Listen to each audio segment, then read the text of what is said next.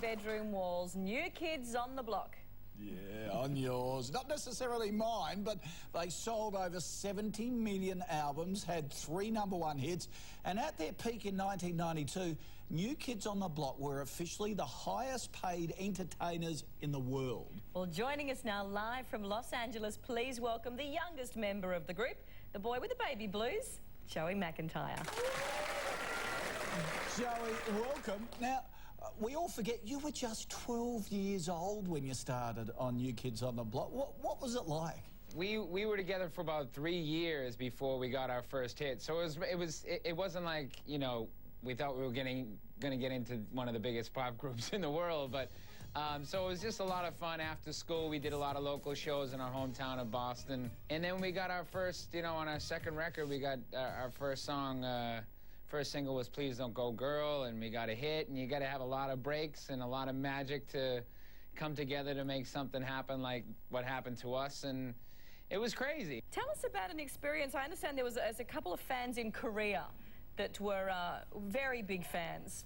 Well, we went to the gym and got back from the gym, and I went into my room, and you know, I was going to take a shower, so of course you take your clothes off to get into the shower, and I'm butt naked. I walk into my bathroom, and I go to close my door, and behind my bathroom door are 2 Korean schoolgirls. Now that seems like every guy's dream, right? You know, what's wrong with that? What's wrong with that picture? But until it happens to you, I screamed like a Korean schoolgirl and ran out I grabbed a towel, of course, ran down the hallway, and we got him escorted outside the room. You guys were just phenomenal. You were riding the crest of a wave. Then in 1994, you called it quits.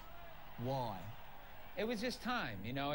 We had a wonderful time, but it was just getting a little too crazy, you know. When something gets that big, you can't really pinpoint what the problems are. But we started out friends. We wanted to end friends, so it wasn't about business. It was just about life.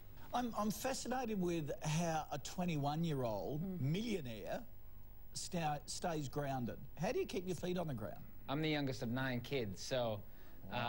You know, they weren't going to let me get out of line, and if I fell, I wasn't going to fall too hard and too long. And I think Boston is sort of it's a small town. It's a big city, but in the United States, Boston is a town where it's like, you know, don't get too big for your britches. Like, who the heck do you think you are type thing. So it kind of keeps you grounded, too. Yeah. And what about the rest of the guys? Have you kept in touch, and what are they doing now?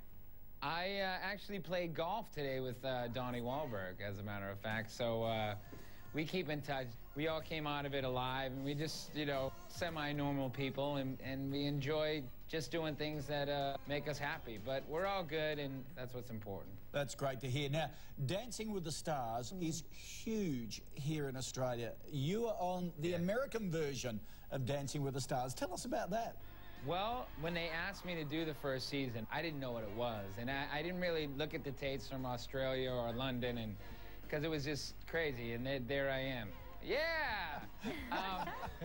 So it was just an experience that we didn't know what it was. And it was cool to be sort of on that first season and create, you know, sort of the phenomenon. But at the same time, it was a big roll of the dice, you know. I mean, I love to perform, and I knew I would be able to learn from professional dancers, which I have such respect for. But then I'm thinking, what the heck am I doing in a dance contest with Evander Holyfield, a boxer, you know what I mean? And then you did a dancing tour around America, and you danced with our own Kim Johnson. It was great. Yes. I saw Kim Johnson perform, you know, all last season with Jerry Springer, and she's such a sweetheart and really really a joy to work with. And I said, they asked me who I wanted to dance with, and I said, I'd love to dance with Kim. Now, Joey, did she tell you about her dance partner here in Australia? A big, beefy, buffy guy called Tom Williams who kept taking his shirt off?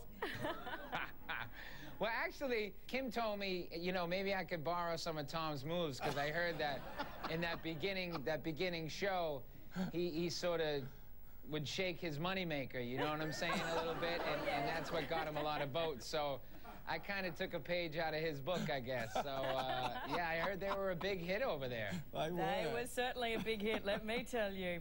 Now, about your solo album that's about to be released, tell us a little bit more about what we can expect from you music-wise. Well, it's the standards. You know, songs like Moon River and The Way You Look Tonight. And there's a couple of generations between me and my dad because I'm the youngest of 9 kids, and this was his music. Nat King Cole, Frank Sinatra. Have you got a favourite on the album? I guess, you know, the one that comes to mind is All the Way. It's one of my dad's favorite songs. Okay. When somebody loves you, it's no good unless he loves you.